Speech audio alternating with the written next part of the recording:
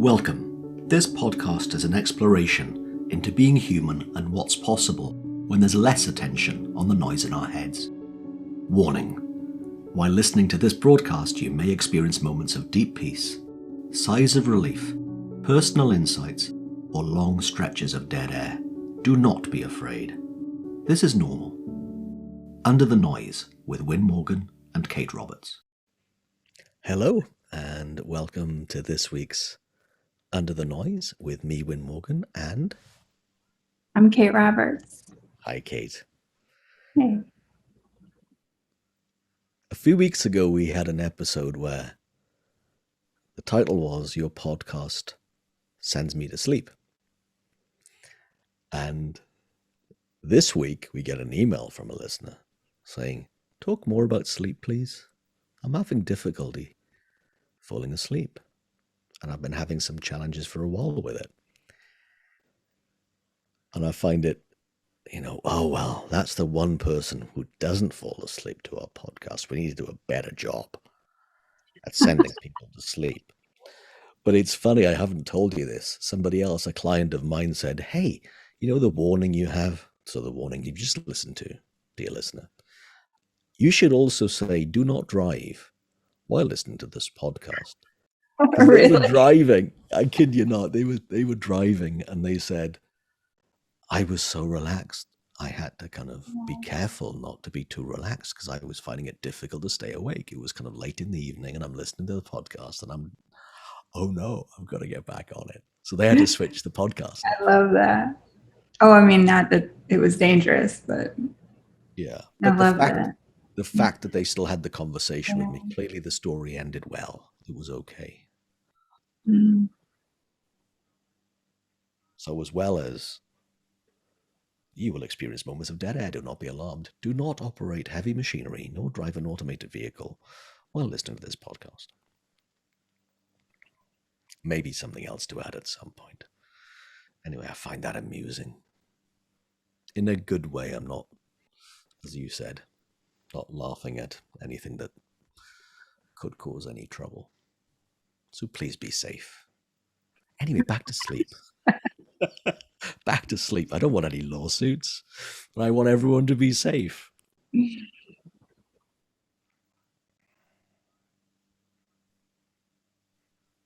I've had a very interesting relationship with sleep my entire life. And I remember as a child, I don't know, maybe 10 or 11 years old, that if I didn't get enough sleep, at that age, it was probably at least 8 hours, I'd have a headache and then be ill. The next day, I'd vomit. I'd be throwing up. I remember a few times at school, I was that way, where I'd have a headache and throw up and then feel okay after throwing up. But sleep was so important to me then. And I also remember an exam. So this would have been, I guess, the equivalent of high school for you. So I was taking the exam here. They used to be called O-levels, ordinary level exams, that people do in school at the age of about 16, 17. Now they're called in the UK anyway, GCSEs, or they're called that in Wales and England. And in this, my first O-level, I didn't sleep at all before my first exam. I was apprehensive and nervous and excited. I don't know if I got an hour. I really remember not sleeping and then being at the school gate and being really excited with my friends saying, so they're starting now. These exams, these O-levels, and it was English language was first that day. And it went fine. But here's what I do remember. When I got the grade a few months later, I aced it. Mm. I was expected to get either a grade B or a grade C, and I got a grade A. And there was something interesting as a learning for me in my life that the lack of sleep didn't have anything to do with my performance that day in that exam, that 3-hour First ever O-level exam that I sat, and I did better than expected, better than my teachers thought I would do. And I don't know what to make of that other than the fact that sometimes we think we must have this amount of sleep or else. And while, of course, in the first part of the story that I shared when I was younger, there were times where I'd be unwell and physically sick due to a lack of sleep. There have been times as well where I'd noticed that even less sleep had no impact on how I did in a day. And then back in 2003, I was doing a lot of overseas work, and I was traveling to Asia a lot. And it was the first real time that jet lag mattered to me. I'd had jet lag before, but it was on holiday, on vacation, so therefore it didn't matter that I would need an extra few hours in bed in the morning. But I was running training in China. I remember this vividly. And I wasn't sleeping great due to the 8-hour time difference. And I'd be clock watching and noticing that it was 4 a.m. in China, and I knew I had to get up in 2.5 hours' time and deliver a day's worth of training to a large group of people in a company that I was hired to do some work with there. And then noticing, okay, so it's 4 a.m. here in Shanghai, and it's 8 p.m. back home in the UK. No wonder I'm not asleep yet. It's 8. And that happened, I don't know for how many days, 5 or 6 days. And all I did, I remember it vividly, I read books. I even remember what they were. They were Colin Dexter's Inspector Morse books, which probably doesn't mean much to anyone outside the UK. But they were then dramatized onto TV as well. But I read the original books, and I just loved these detective books. And everything during the training during the daytime went fine. Because for some reason I knew that, okay, we start at 9. We've got 90 minutes before the next break till 10:30. We get 20 minutes break. Then we get another 90 minutes. Then it's lunch. And given where I was, lunch was always an hour and a half, more like 2 hours, because they do it well on how many courses. And then there'll be another 90 minutes, then a break, and then another 90 minutes. It's the end of the day. Now I know me well enough that a cup of coffee and the hit that gives me for caffeine easily lasts 90 minutes. I was so relaxed over not having any sleep, or having a very small amount of sleep at that time. And I'm not saying that's a good way to live, but it didn't have much of an impact on me. I do remember at the end of 8 consecutive days of training, including one long internal flight from Shanghai down to the south of Guangzhou during that week, thinking, I'm really tired. I would like a day off, but I didn't have a day off. I was working the next 4 days again. And then I took the train from Guangzhou at the end of that next 4 days down to Hong Kong for my flight home. And I was still up at 1 a.m. in the lounge ready to fly home, thinking, okay, I can really relax now, I can sleep. And I didn't. But at some point, a few hours into the flight, I fell asleep and I slept really well. Mm. And here's why I think I share that story. I've noticed that, to me anyway, in my own experience, I'm not saying this is empirically true, but I've noticed that for me and quite a few other people I've talked to, the story I tell myself about how much sleep I've had or not had has had a bigger bearing than the actual amount of sleep.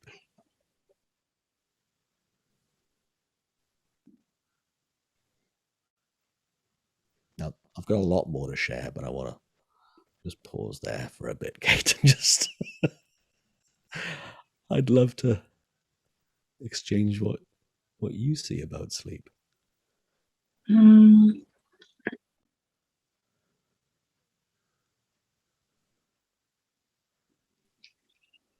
for the most part, I think I'm almost the opposite of your experience around sleep.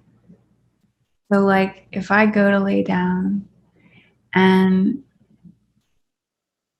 I'm still not asleep in about 30 seconds, that's abnormal. It's usually I mean, that's not every time, but for the most part, that's how it's been in my life. And what I've noticed about the occasions when that doesn't happen, or I wake up and can't fall back asleep or something, that is not the norm for me. What I notice is that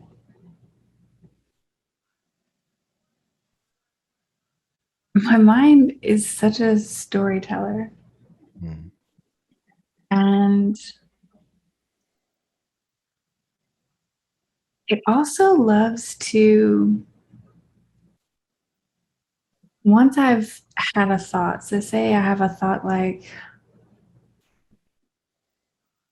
I should be sleeping right now, or why can't I sleep, or some thought like that, right? It goes and grabs all these stories and fills it all up and makes it complete. So all the facts from the past and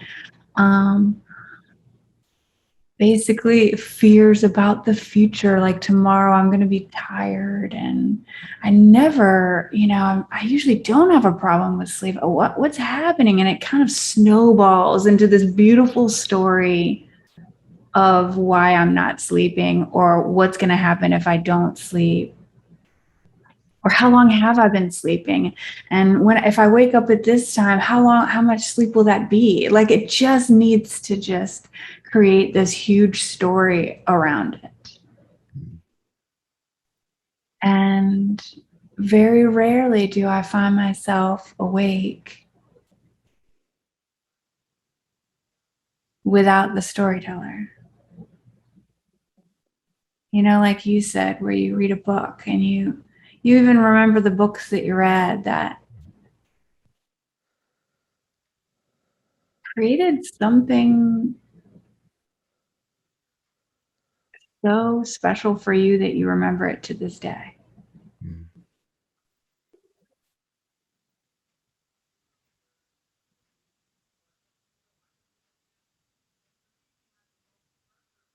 And so I found in the past that if I'm not sleeping, it means there's something wrong. That's the story. Is something's wrong. Something's wrong with me, or what did I eat? Like, I don't even know what comes up to fill in and create this wonderful story. And that's just what we do. Yeah. But how often are we laying in bed or wherever we sleep at night and are awake without a story?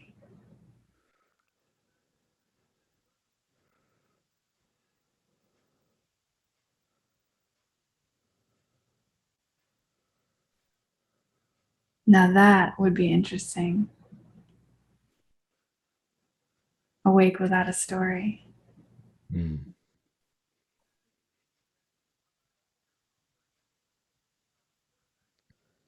When you look at it logically, why am I not asleep? Because I'm awake. Full stop, period.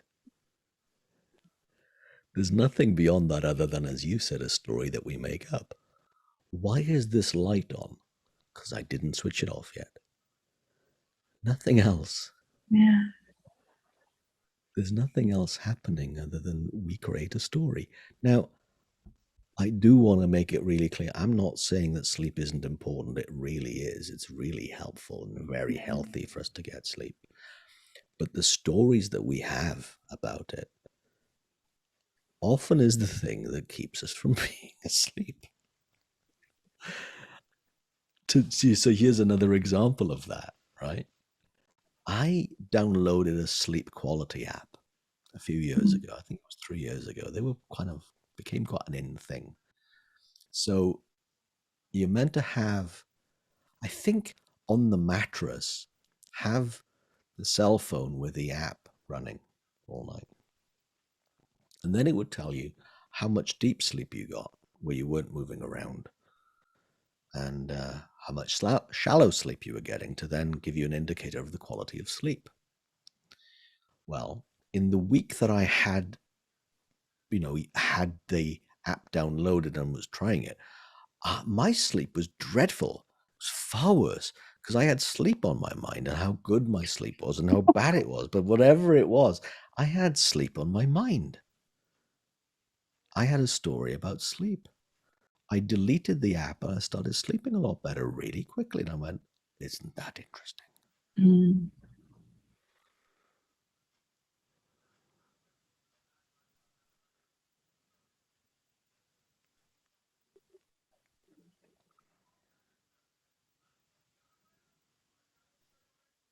Sleep or awake without the story, Kate. I really like that. Well, and it's just another,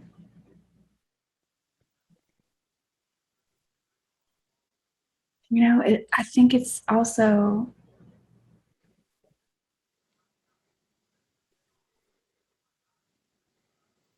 just another example of finding ourselves in the unknown and a willingness to be there.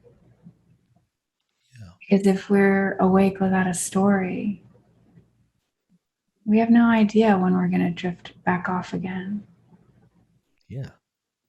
And we don't know the quality of what that'll be like. We don't know what we'll feel like the next day without a story. And so I wonder if it's just an opportunity to notice, to be in the unknown without a story.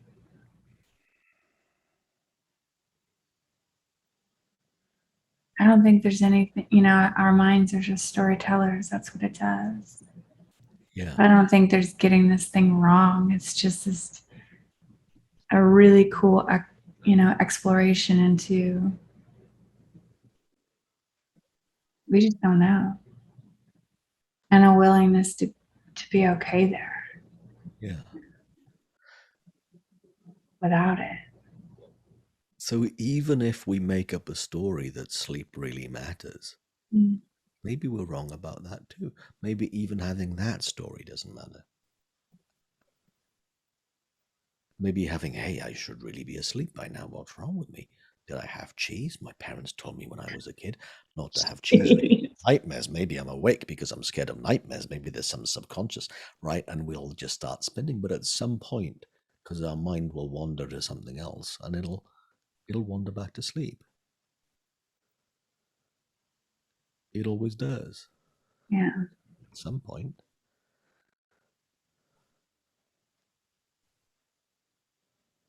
But it would be nice, I agree with you, though, to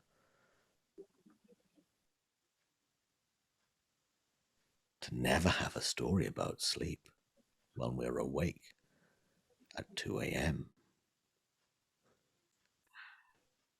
Oh, just as I said that, there's something else that came to mind as well. I remember that my darkest thoughts seemed to grab me more in the middle of the night.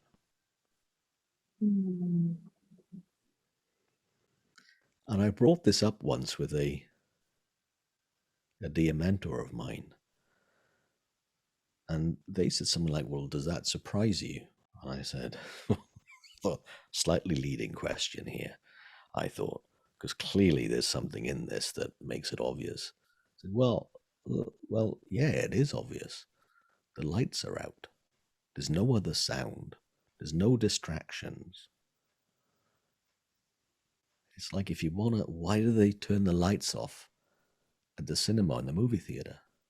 So you get the full experience of the movie alone. And if there's only silence and darkness and our own thinking and our eyes open in the middle of the night, then, well, what we imagine then is going to look an awful lot more real. It's a special effects department's working overtime at that time. It kind of makes sense. What we think looks more real. And I remember then noticing that my 4 o'clock thoughts just looked more real, but it didn't make them so. I wonder why that is, because the same thing happens to me as well.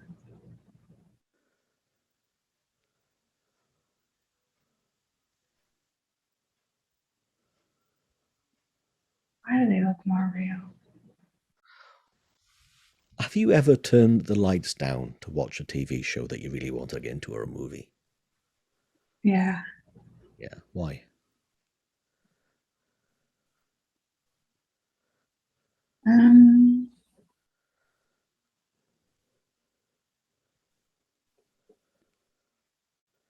Because the rest of the world goes away and you kind of get absorbed, right?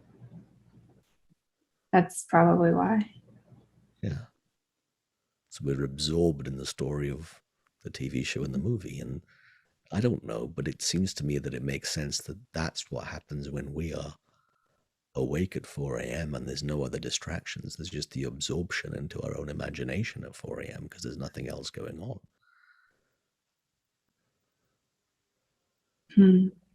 It seems to me anyway that makes sense.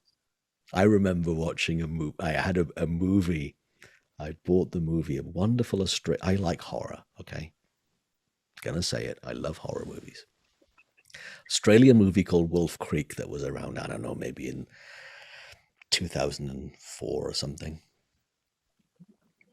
And I had the copy of the DVD. Yeah, it was that long ago, DVDs, not streaming or smart TVs. And I waited, because it was the summertime, I waited until it got dark to watch it because I knew it would only be like a 6 out of 10 for thrill factor if it was light outside. So I purposely did not turn on the lights and I waited for it to get dark to put the movie on. Consequently, it felt an awful lot more real. Special effects was way higher than a 6. So I loved it. Total immersive experience.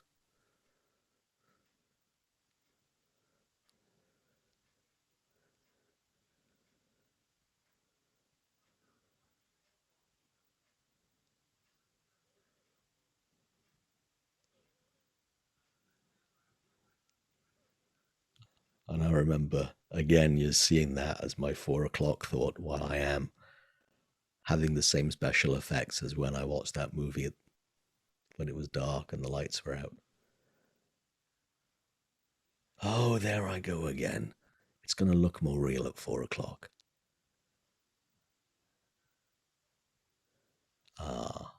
Doesn't make it so. That, I remember having that realization quite a while ago. And that was so helpful to me. That my whirring mind, where my imagination went to regarding either regrets of the past or worries about the future, even if it was tomorrow, and my life and my plight and whatever else I might have made up at 4 a.m. that morning, just looked more real. And I'm pretty sure you and I have both said it on other episodes, is the more real the scariness looks, the less real it actually is. And that's a time that I've noticed when I saw the truth of that, I became far more suspicious of my 4 a.m. thought when the lights were out.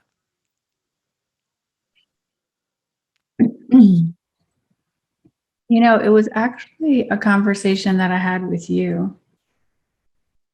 Was really the first time that I got to really meet my assumptions, my beliefs about sleep. Hmm. I remember telling my brother about this as well, is that you and I were having a conversation. You were telling me a little bit about your schedule that week and people from different time zones that were being coached. And I remember thinking and saying to you, oh my gosh, you must be exhausted. And you're like, no. And I'm like, well, after not getting a lot of sleep, do you need a lot of sleep or whatever? You're like, I don't know. I won't know until I'm there the next day if I'm going to be tired or not. And there was something that really struck me because, yeah, that's where I met my belief about sleep, about what kind of sleep we need and how we show up the next day. And it made me think about, I was taking a really long trip by myself in the car. And I'm like, wow, what if I don't go into the trip assuming that it's going to feel long, like a long trip? What if I didn't do that? And I got to show up because of the conversation that I had with you. Like, how many other things do I have beliefs around that I don't even realize, that I just kind of assume? And I remember on that trip, I didn't look at the clock really, and I didn't kind of gauge um, arrival time. I just got to be in that space and see how it felt. I got to be in the unknown without a story about what it's going to feel like.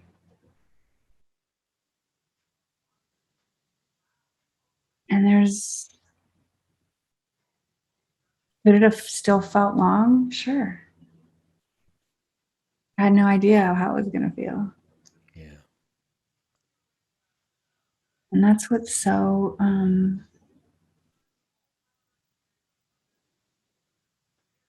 that's just really present for me right now is being willing to be in the unknown, whether it's around sleep or really any other topic of our lives. Anything that shows up is, am I willing to be here now in the unknown without a story about who I am or what this is supposed to be like? And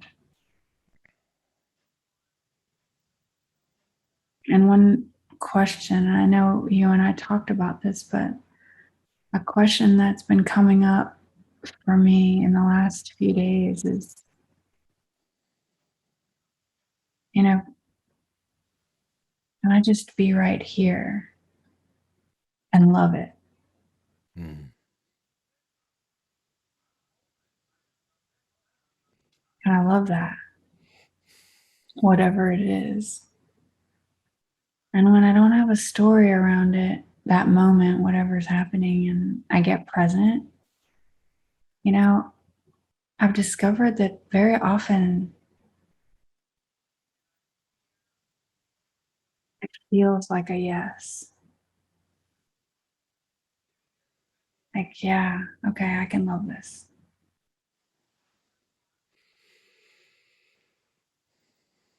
Sometimes I don't know. And that's okay too, but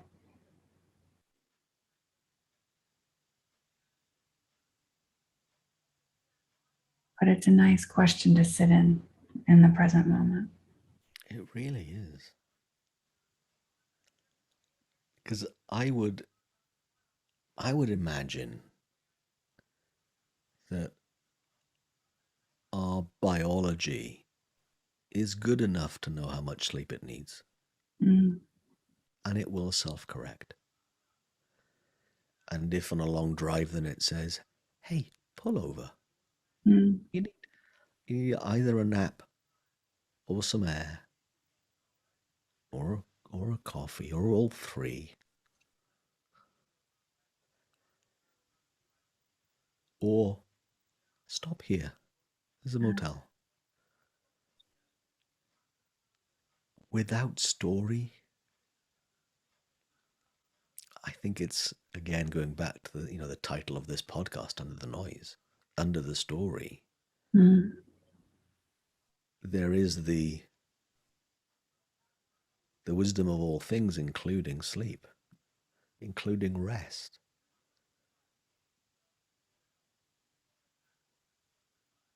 As opposed to the prescription of, if I do not get 8 hours, tomorrow will suck.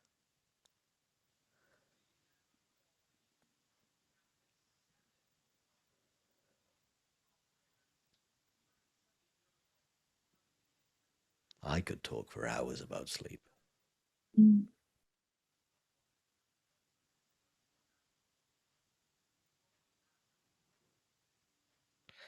yet, there's no need.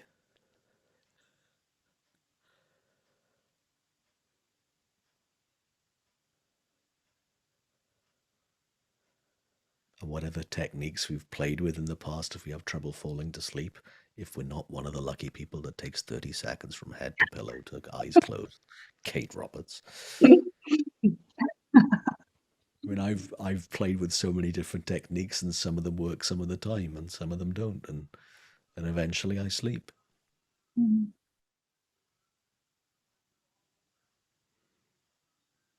Closer to 30 minutes, and sometimes possibly closer to 2 hours than 30 seconds, but still sleep.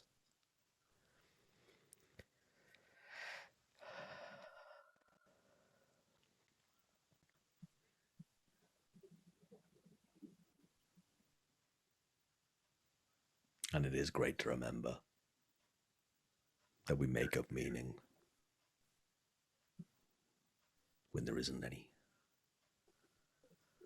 And because it's 4 o'clock and the lights are out, it'll look more real. A lot of the time doesn't make it so.